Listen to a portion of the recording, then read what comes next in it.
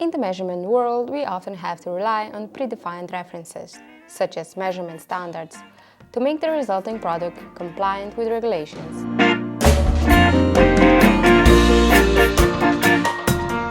Just like the taste of tomatoes.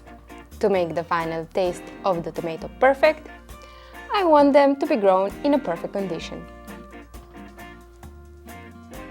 In today's tips and tricks, I will show you how to check if the signal is between the wanted limits and how to get notified if the limits are exceeded. To monitor the signal between the wanted conditions, we will use the reference curve method, which we find under the method options. There are time, vector, x, y, and frequency references curve options, but today I will focus on the time reference curve. When we want to use the upper and lower limit, we need to set envelope as the reference curve type. We simply enter the values of the reference curve in the table or use the copy-paste option to copy values from an external source. If we want to repeat the conditions of the curve, we enable the Repeat Continuously option.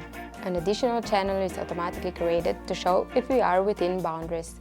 It returns value 1 when the upper limit is exceeded, a value 0 when the channel value is within the limit, and value -1 when the lower limit is exceeded. Now that we have adjusted our limits, we can use the reference boundary check channel in the alarm module.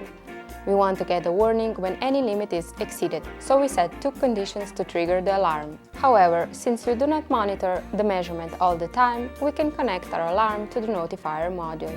The module sends notifications to the desired email address, and with an additional checkbox, you also receive a screenshot of the measurement screen upon alarm. To be sure which alarm was raised, we can include its name in the notification message. Now my setup is ready, and I can easily relax because I know the tomatoes are in a perfect growing environment.